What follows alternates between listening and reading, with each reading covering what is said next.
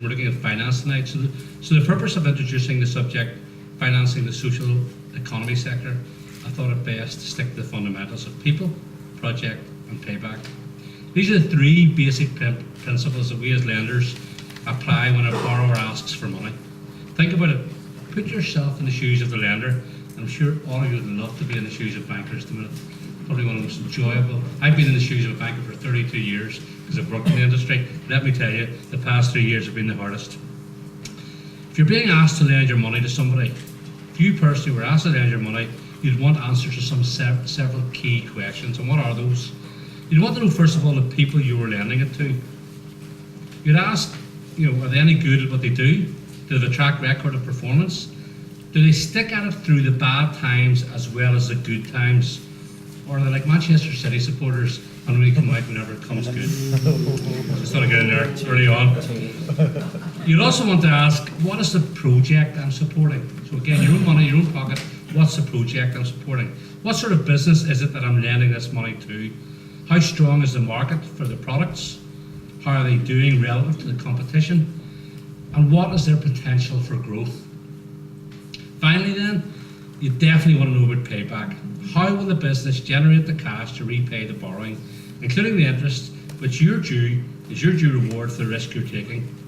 And having answered all these three questions, you would closely examine the borrower's business plans to satisfy yourself that the assumptions made in them are sustainable. That word that we hear over and over again now, sustainable. For example, let's say it was Liverpool Football Club asking you to lend them some money.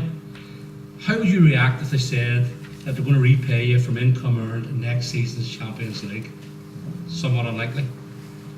So when you put your business plans together, remember to address people, project and payback.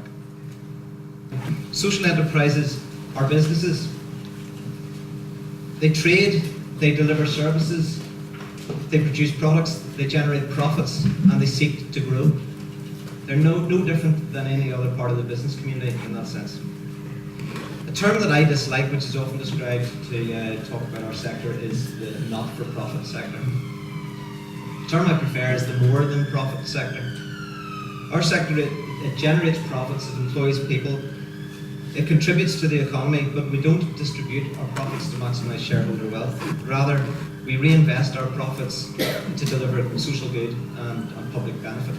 And that is what makes our sector distinct within the business community. As a small business sector, the social economy has a role to play in rebalancing the economy. And as a small business sector, it also has the same needs as the SME sector. It needs for investment and for business support and advice. So nobody can tell me, after the experience of, for me, over 11 years now of doing this, that social enterprises aren't real businesses, or that social enterprises present too high an investment risk. The social economy sector is a credit-worthy sector, and it is one that needs investment. The problems that we face in Northern Ireland are a lack of private investment in the sector, a lack of innovation across the sector in certain ways. Social enterprises need a level playing field, not to be treated favourably, as Minister quite rightly highlighted. We're not looking to be treated favourably, we're looking for a level playing field. Social enterprises don't get access to any source of equity investment. They've got very, very limited access to any sort of startup capital, development capital. This we need to try to address, and perhaps what we need to do is look to the experiences of others.